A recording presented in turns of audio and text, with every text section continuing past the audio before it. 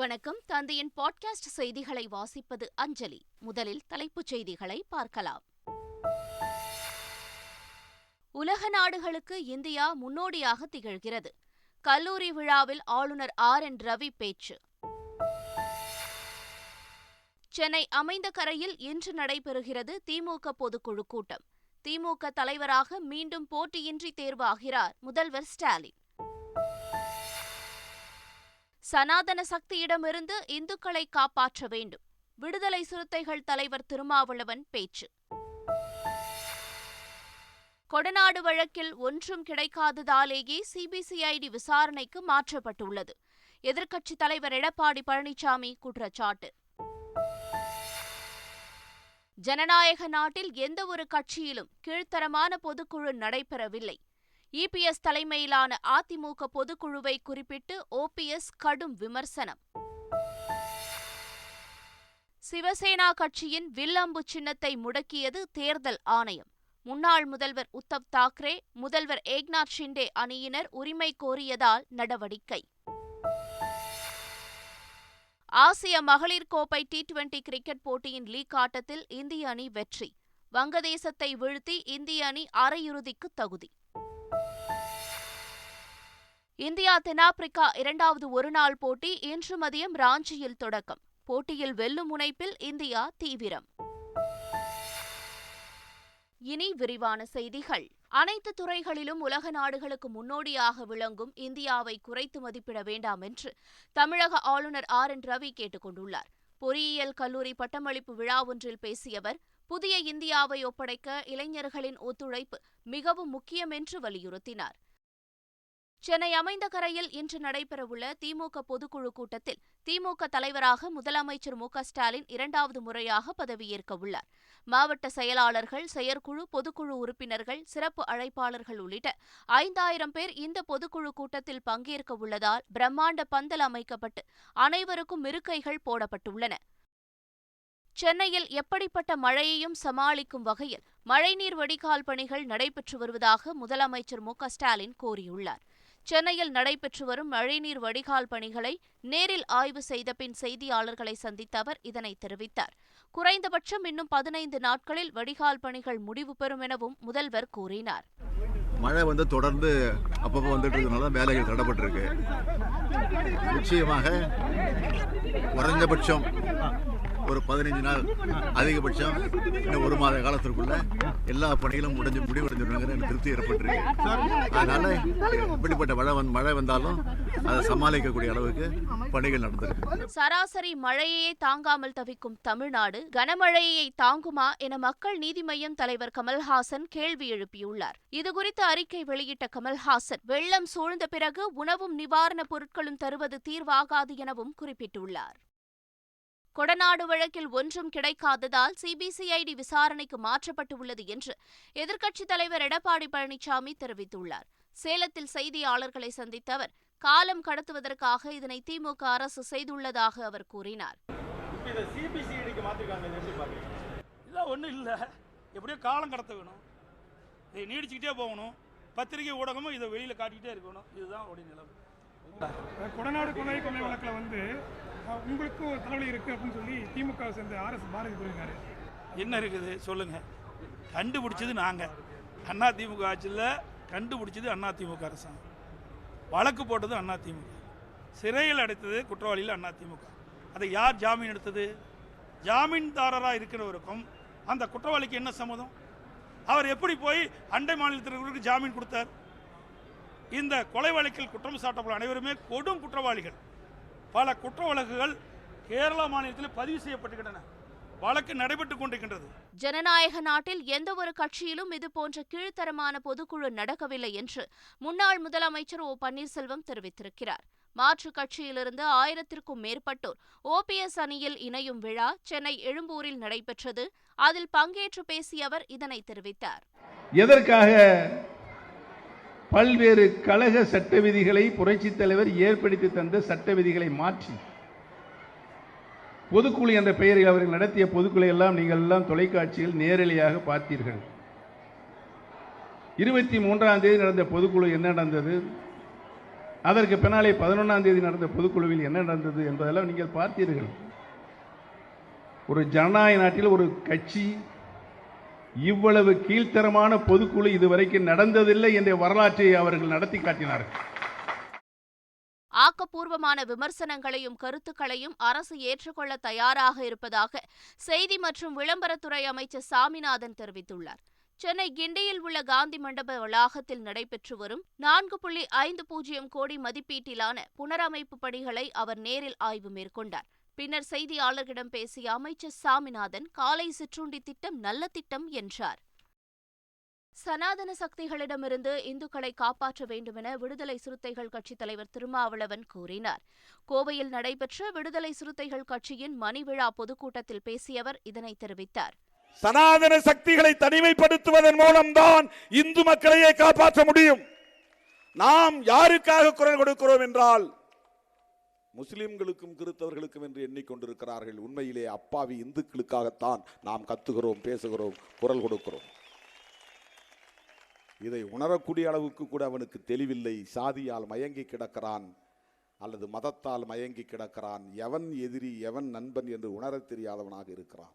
முதல்வர் மு.க. ஸ்டாலின், திருமாவளவன் ஆகியோரின் வேட்பு மனுவில் இந்து என்றுதான் குறிப்பிட்டுள்ளதாகவும் அதை முதலில் மாற்றிவிட்டு இந்து சமய அறநிலையத்துறை பெயரை மாற்றுவது குறித்து பேசலாம் என்றும் இந்து மக்கள் கட்சி தலைவர் அர்ஜுன் சம்பத் தெரிவித்துள்ளார். திருச்சியில் செய்தியாளர்களை சந்தித்த அவர் இதனை தெரிவித்தார். உடனடியாக இவர் திருமாவளவன் அவர்கள் அவருடைய சான்றிதழில் அவர் வேட்புமனு தாக்கல் பண்ணும்போது இந்துன்னு தான் இருக்குது. ஐயா மு.க. ஸ்டாலின் சான்றிதழில் இந்துன்னு தான் இருக்குது. வீரமணி சான்றிதழில் இந்துன்னு தான் இருக்குது. அதை முதல்ல மாற்றட்டும். அதுக்கப்புறம் அறநிலையத்துறைக்கு அவங்க பெயர் மாற்றலாம். இதே மாதிரி கிறிஸ்தவ அறநிலையத்துறை ஏற்படுத்தணும். திருமாவளவன் அதையும் ஆதரிக்கணும் இல்லையா? அதே மாதிரி முஸ்லீம் அறநிலையத்துறை ஏற்படுத்தணும். திருமாவளவன் அதையும் ஆதரிக்கணும். இவங்களுக்கெல்லாம் இந்த இந்துங்கிற அடிப்படையில் எல்லோரும் ஒன்று கூடுவது, ஒற்றுமை ஏற்படுத்துவது. முன்னாள் பிரதமர் ராஜீவ்காந்தி கொலை வழக்கு ஆயுள் தண்டனை கைதி முருகனை தமிழக முதல்வர் மு.க. ஸ்டாலின் காப்பாற்ற வேண்டுமென அவரது வழக்கறிஞர் புகழேந்தி வேண்டுகோள் விடுத்துள்ளார். முருகன் 31வது நாளாக உண்ணாவிரதம் இருந்து வரும் நிலையில் அவரது உடல் எடை 19 கிலோ குறைந்துள்ளதாக புகழேந்தி கூறியுள்ளார். சென்னை அடுத்த அம்பத்தூரில் ஆனந்த கருண வித்யாலயம் எனும் காப்பகத்தின் புதிய கட்டிடத்தை மத்திய நிதியமைச்சர் நிர்மலா சீதாராமன் திறந்து வைத்தார். அப்போது நிகழ்ச்சியில் பேசிய அவர், அனைவருக்கும் உணவும் மருந்தும் இந்த காப்பகத்தில் வழங்கப்படுவதாகவும் கொடுப்பது யார் என்றே தெரியாமல் கொடுக்க வேண்டுமென தர்மம் கூறுவதாகவும் தெரிவித்தார். நீட் தேர்விலிருந்து தமிழகத்திற்கு விலக்கு கிடைக்கும் வரை மாணவர்களுக்கான பயிற்சி தொடரும் என அமைச்சர் அன்பில் மகேஷ் பொய்யாமொழி தெரிவித்துள்ளார். சென்னை அண்ணா பல்கலைக்கழகத்தில் தமிழ்நாடு அறக்கட்டளையின் ஆண்டு விழா நடைபெற்றது. அதில் பங்கேற்று பேசிய அவர் இதனை தெரிவித்தார். நீட் பயிற்சியை பொறுத்தவரைக்கும் அடிக்கடி கேட்குற கேள்விதான். எங்களுடைய ஹைடெக் லேப்ஸ் மூலமாக இன்றைக்கு நாங்கள் தொடர்ந்து அதை நாங்கள் வழங்கி கொண்டு தான் இருக்கின்றோம். இருந்தாலும் எங்களுடைய மாண்பு முதலமைச்சராக இருந்தாலும் சரி, சட்டமன்றத்தில் இருக்கின்ற எல்லா அரசியல் கட்சியும் ஒன்று சேர்ந்து நிறைவேற்றிய ஒரு தீர்மானம் தான் அது. ஆளுநருக்கு அனுப்பி வைத்திருக்கின்றோம். நாங்கள் அது நல்ல ஒரு தீர்ப்பு கிடைக்க வேண்டும், ஒரு தீர்வு கிடைக்க வேண்டும் என்று ஒட்டுமொத்தமாக தமிழ்நாட்டு மக்கள் எப்படி அதற்காக காத்து கொண்டிருக்கின்றார்களோ அந்த சட்ட போராட்டத்தில் நம்முடைய மாண்பு முதலமைச்சர்கள் தொடர்ந்து அதை செய்து கொண்டிருக்கிறார்கள் என்று சொன்னாலும் அந்த விலக்கு கிடைக்கின்ற வரைக்கும் நம்முடைய மாணவ செல்வங்களுக்கு இது போன்ற கல்வி அறிவை இந்த ட்ரைனிங்கை வழங்க வேண்டியது அரசாங்கத்துடைய கடமையாக நாங்கள் கருதும். அதை ஹைடெக் லேப் மூலமாக நாங்கள் தொடர்ந்து. சென்னை தாம்பரம் விமானப்படை தளத்தில் 90வது விமானப்படை தினம் சிறப்பாக கொண்டாடப்பட்டது. இந்த நிகழ்ச்சியில் விமானப்படையில் பயன்படுத்தப்படும் விமானங்கள், ஹெலிகாப்டர்கள் காட்சிப்படுத்தப்பட்டிருந்தது. மேலும் விமானங்களில் வானில் பறந்து விமானப்படையினர் பல்வேறு சாகச செயல்களை நடத்தி காட்டினர். இதனை பள்ளி, கல்லூரி மாணவர்களும் பொதுமக்களும் கண்டு ரசித்தனர். அரசு பேருந்துகளை இயக்கும் ஓட்டுநர்கள் மற்றும் நடத்துனர்கள் மதுபோதையில் பணியில் ஈடுபடக்கூடாது என்று அரசு விரைவு போக்குவரத்து கழகம் அறிவுறுத்தியுள்ளது. இது தொடர்பாக வெளியிடப்பட்டுள்ள அறிவிப்பில் மது அருந்திய நிலையில் பணிபுரிவது சட்டப்படி குற்றமாகும் என்றும் இதனால் பொதுமக்களுக்கு நம்பிக்கை குறைந்து அரசு பேருந்துகளில் பயணிப்பதை தவிர்க்க வாய்ப்பு உள்ளதாகவும் தெரிவிக்கப்பட்டுள்ளது. திருப்பதி ஏழுமலையான் கோயிலில் புரட்டாசி மாதம் 3வது சனிக்கிழமையான நேற்று பக்தர்கள் கூட்டம் அலைமோதியது. ஏராளமான பக்தர்கள் அறைகள் கிடைக்காமல் சாலையோரங்களிலும் ஆங்காங்கே அமைக்கப்பட்டுள்ள கூடாரங்களிலும் தங்கி வருகின்றனர். இலவச தரிசனத்திற்காக 52 மணி நேரம் பக்தர்கள் காத்திருந்து வருகின்றனர். வரிசையில் காத்திருக்கும் பக்தர்களுக்கு தேவையான உணவு, குடிநீர் மற்றும் கழிவறை வசதிகளை தேவஸ்தானம் ஏற்பாடு செய்துள்ளது. சபரிமலை ஐயப்பன் கோவிலில் மண்டல பூஜை தரிசனத்திற்காக ஆன்லைன் முன்பதிவு தொடங்கப்பட்டுள்ளது. இந்த ஆண்டு மண்டல மற்றும் மகர விளக்கு பூஜைக்காக வரும் நவம்பர் 15ஆம் தேதி மாலை நடை திறக்கப்படுகிறது. நவம்பர் 16ஆம் தேதி முதல் பக்தர்கள் தரிசனத்திற்காக அனுமதிக்கப்படுவர். இதற்காக ஆன்லைன் முன்பதிவும் தொடங்கப்பட்டுள்ளது. உட்கட்சி விவகாரம் தொடர்பாக சிவசேனா கட்சியின் வில் அம்பு சின்னத்தை தேர்தல் ஆணையம் முடக்கியது. மகாராஷ்டிர மாநிலம் அந்தேரி கிழக்கு தொகுதியில் அடுத்த மாதம் 3ஆம் தேதி சட்டப்பேரவை இடைத்தேர்தல் நடைபெறவுள்ளது.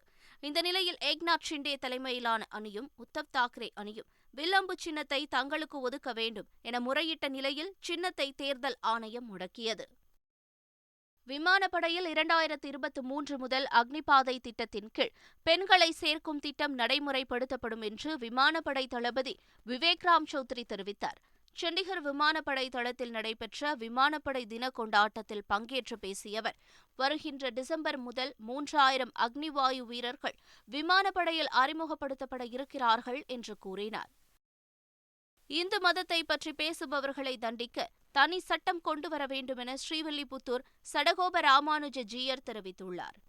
அவதூறாக பேசுவதற்கும் இந்து கடவுள்களை தவறாக பேசுவதற்கும் நிறைய மனிதர்கள் கிளம்பியிருக்கிறார்கள்.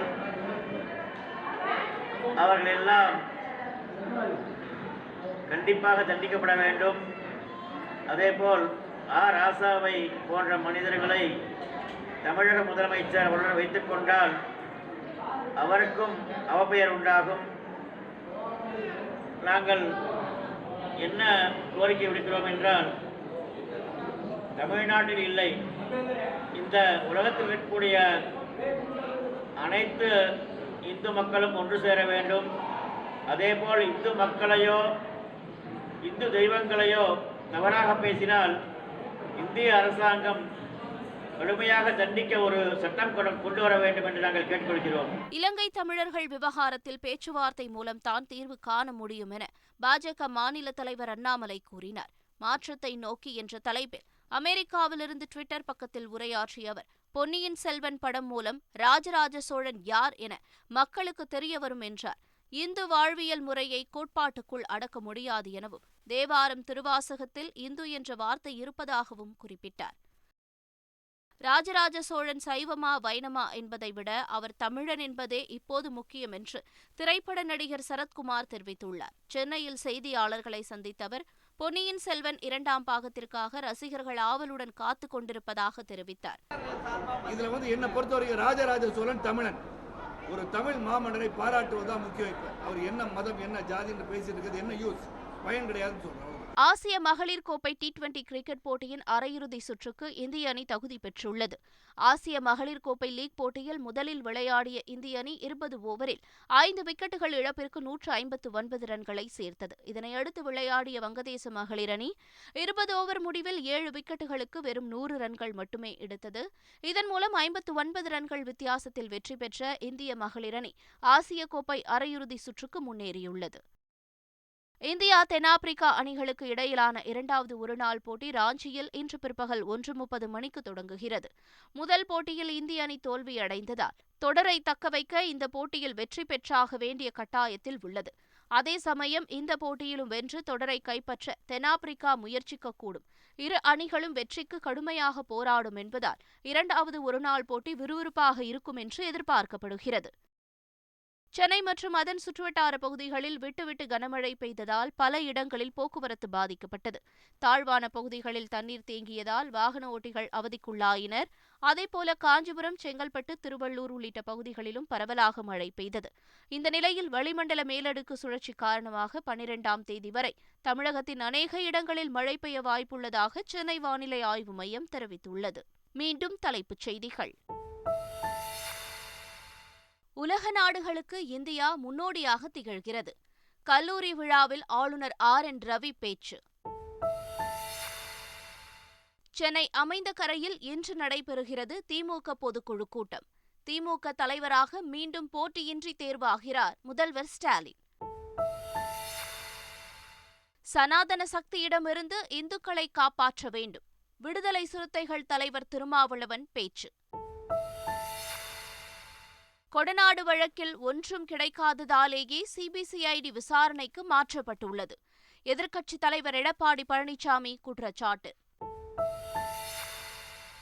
ஜனநாயக நாட்டில் எந்தவொரு கட்சியிலும் கீழ்த்தரமான பொதுக்குழு நடைபெறவில்லை.